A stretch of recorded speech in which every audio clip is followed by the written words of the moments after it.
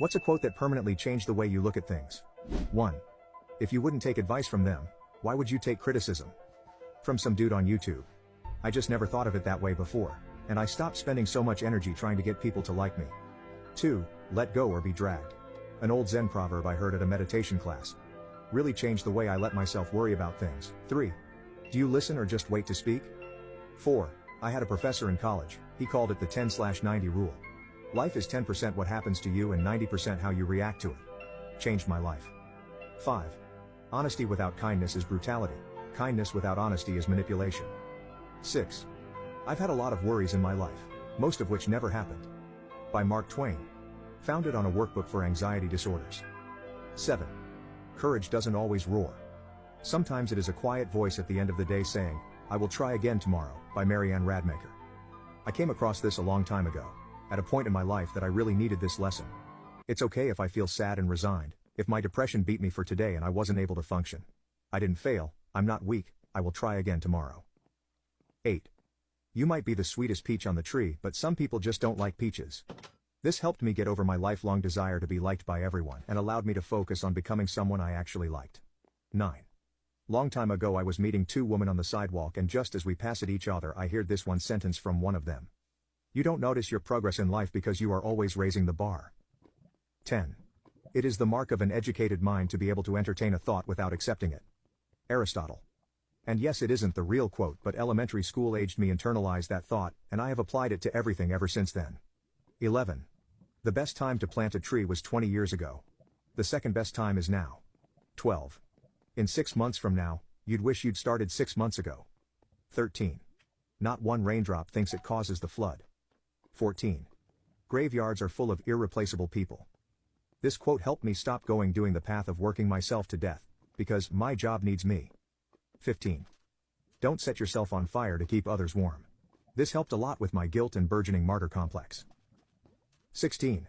The bee doesn't waste its time trying to convince the fly that honey is better than shit. What's a secret all men keep that women don't know? 1. When you ask us to say hi to someone on your behalf, we don't. 2. We're pretty confident that we could survive as the last man on earth. 3. We don't forget to ask for a bunch of details. We just don't care. 4. There's nothing wrong, sometimes we genuinely need to sit for a while and think about absolutely nothing. 5. That a grown man will see a stick while walking and think, gee, that's a nice stick.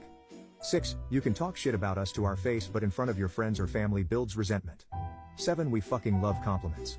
Try it and see how far it gets you, because while we may call you lovely things, we rarely get so much in return, and your words mean more than you'll ever know. 8. Nice try, Woman's Health magazine. 9. When you ask us what we're thinking and we say nothing. 99% of the time that's true. The other 1% is something so god-awful stupid, childish, immature that it doesn't need to be said, so we say nothing. Which is true. 10. We hurt more than you think we do. 11. This is the most cliché answer, but it's too true. Doesn't matter how much effort women put into makeup and clothes, if a man finds a woman attractive, he will very likely find her as attractive without any of that, or he might even find her more attractive with casual clothes or PJs on a regular day. 12. When we do a big sigh, it is mostly because we forgot to breathe for a brief moment. 13. We don't remember exactly what happened on the second date, third date, etc. years later. We were just trying to keep from screwing it up each time. Do I remember walking on Mars for our third date? Of course, honey, how could I forget? It happened exactly how you just described it to me. 14. A man is at his smoothest and most confident when he doesn't give a shit about the woman he's talking to. 15. If you ever want to make a dude happy out of nowhere, just look at him and say, I think you'd do great in World War II. Watch how big that fucking smile will be. 16. We really don't know what we did wrong or why you're so mad at us over it. 17. Our left nut comes out. We can take it out anytime we want. It doesn't even hurt. 18. I think I speak for most men when I say that every once in a while it's nice to be the little spoon. 19. No matter how many times we've seen them, we're always going to try and get another peek. What did a teacher do that made you automatically gain respect for them? 1. I had a professor that made it crystal clear that if we ever made an appointment and didn't show up, he'd take 5 points off of our final grade. I tried to find him during office hours and he wasn't available. I told him that I deserved an extra 5 points because he wasn't available when he said he would be, and he gave it to me in the interest of fairness too.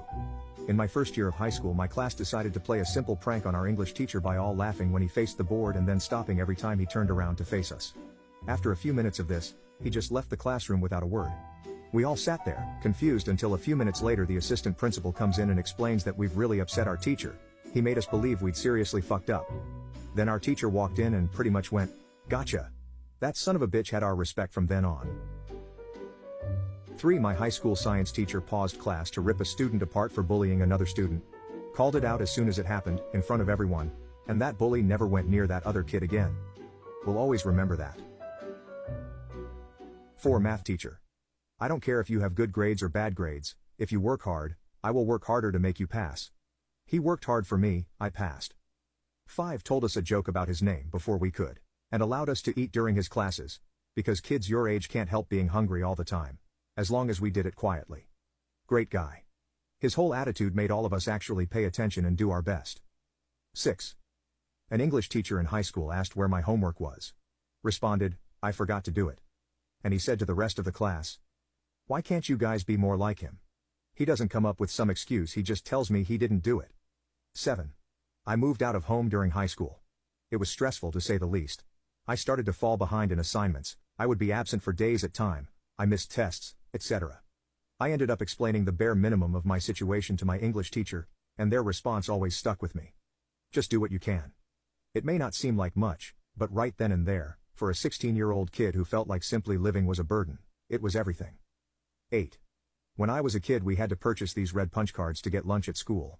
Unfortunately we didn't have that much money, so there were times where my punch card would run out and I wasn't able to eat for a while until we got enough money to repurchase another one.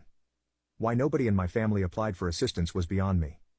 I had one teacher who noticed I wasn't eating every day and she would bring an extra sandwich and offer it to me whenever she saw that. I really didn't understand how kind that was when I was a kid, but obviously as an adult I realized that was such an amazing gesture of kindness. 9. He told me he gives $3 to Wikipedia every month. Respect. What secret are you currently hiding from someone that you're willing to share on Reddit? 1. I am the 7 accounts that donate to my cousin's streams. Little man needs something positive and it's better if he thinks it's from internet strangers and not a sympathetic cousin. 2. I've started to on occasion, accidentally, but on purpose, not hang up my phone correctly when getting off a call with my daughter-in-law. I then proceed to talk to my husband about how much I enjoy talking to her, how lovely I think she is, how glad I am that our son chose her, and whatever other boost I may think she needs. She doesn't have any family that uplifts her, just the kind that tears her down. I started doing this after my son told me about his wife coming to him in full-on snot tears, because I had once butt dialed her while talking to my husband about her. She stayed on the line to hear what I really thought of her, expecting the worst because that's been her experience of family. Apparently she was quite touched by the things I said, and my son told me it gave her a confidence boost that lasted weeks. So I do it more often now. Neither of them have any idea I do it on purpose though. They just think I'm getting old and worse at managing my tech.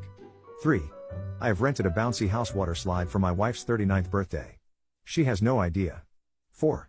I told my best friend I won a holiday in a raffle and wanted her to come with me free of charge. We stayed in a nice hostel, did lots of fun activities, and I paid for it all with a prepaid credit card from the raffle. I didn't win anything, I booked it all myself and paid everything for her because she deserved a break and I knew she couldn't afford it, nor would she have accepted me paying for her. I would do it again 10 times over, she deserves the absolute world. 5. I am a teacher, and I am off for the summer. I get to spend all that time with my daughter, age 4, and my son, who is not quite 1 yet. My wife works full-time. My son is just starting to talk, and my wife and I have a friendly competition going to try to get him to say Dada or Mama first. What she doesn't know is that while she is at work, I spend the day talking about her and saying the word Mama a lot. We have been working on it together for weeks. The other day, she walked in the door after getting home from a long day, and he looked at her and said Mama clear as day. She was so happy and rubbed it in my face, playfully, that he said Mama first. Even did a little happy dance. I'll never tell her. 6. I split my cat's treats in half. She's a chunky girl. And she'll never know. 7.